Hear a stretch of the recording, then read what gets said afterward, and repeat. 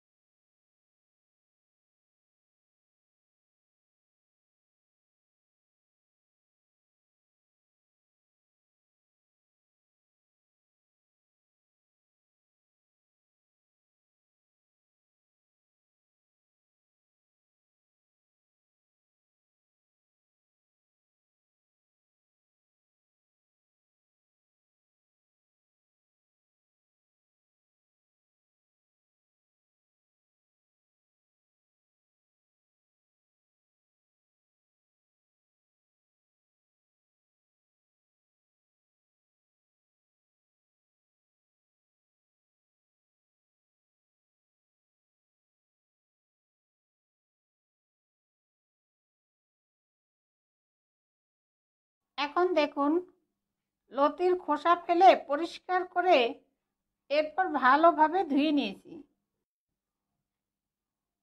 আর রয়েছে 8-10টা চিংড়ি মাছ, খোসা ফেলে পরিষ্কার করে কেটে নিয়েছি। আর একটা আলু কুচি কুচি করে কেটে নিয়েছি।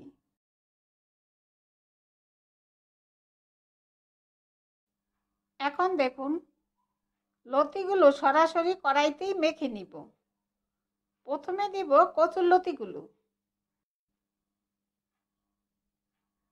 এরপর আলু,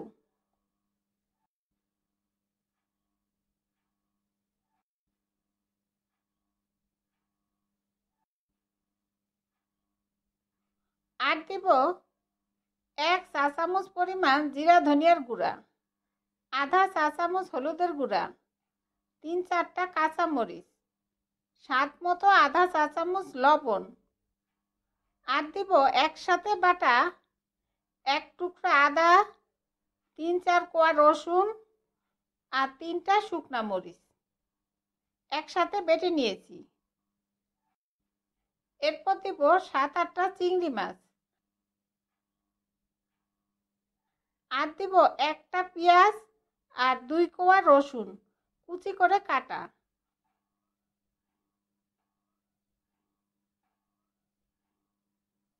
এরপর দিব 4 টেবিল চামচ পরিমাণ সরিষার তেল। সব দিয়ে ভালোভাবে মেখে নিব।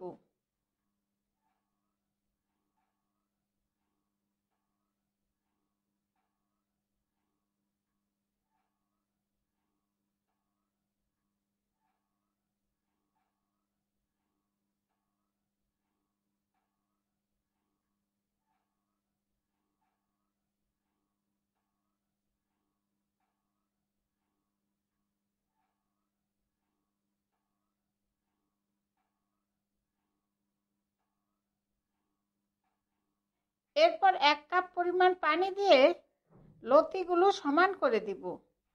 আর পানি এমন পরিমাণ দিব যেন আলু আর লতিগুলো গা মাখা পানি থাকে।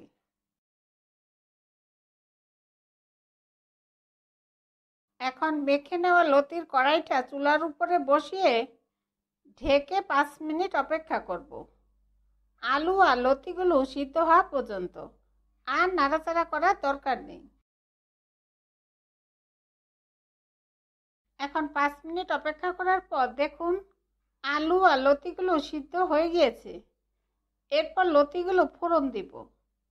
আর এইভাবে ফোড়ন দিয়ে লতি রান্না করলে এর স্বাদ হবে দ্বিগুণ।